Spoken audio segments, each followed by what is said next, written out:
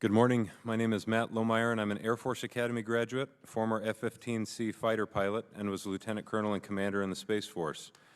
In 2021, I was fired from my command for writing a book trying to reverse the trend of the overt politicization of the uniformed services. Specifically, I criticized the military's diversity, equity, and inclusion trainings, which, at my own base, were illegally occurring despite an executive order from the Commander-in-Chief. The diversity, equity, and inclusion industry is steeped in critical race theory and is rooted in anti-American Marxist ideology. I watched DEI trainings divide our troops ideologically and in some cases sow the seeds of animosity toward the very country they had sworn an oath to defend. Before writing that book, I submitted a formal written complaint to the Space Force Inspector General's office detailing that such violations were occurring, including illegal race-based discrimination, but my complaint was never investigated and was later dismissed by then Lieutenant General Stephen Whiting, whom the Senate just confirmed for his 4th star. After 2 months, I received a written dismissal of my complaint from General Whiting. Personally, I have always advocated for a non-political military work environment.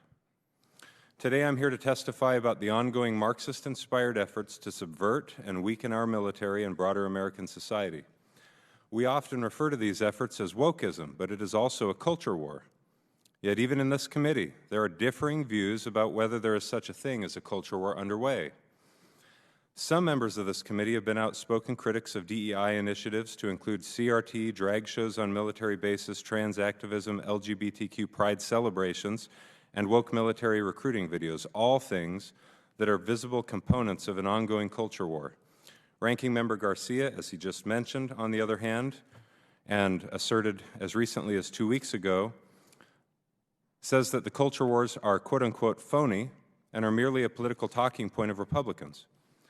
It's nothing if not incredible for a member of this subcommittee to assert that culture wars are phony, while another member, who's not present at the moment, of this committee is a member of the so-called Progressive Squad, was herself a Black Lives Matter organizer and activist, an organization whose publicly avowed ideology is Marxism, and whose activist ambition is social and cultural revolution.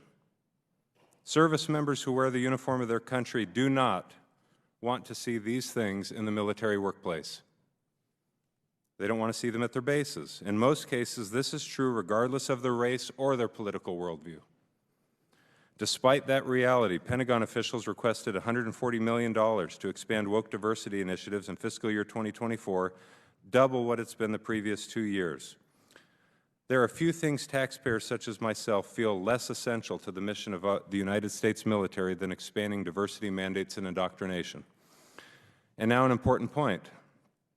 Such aggressively opposed ideological worldviews competing for institutionalization through policy epitomizes and formalizes what is properly termed a culture war.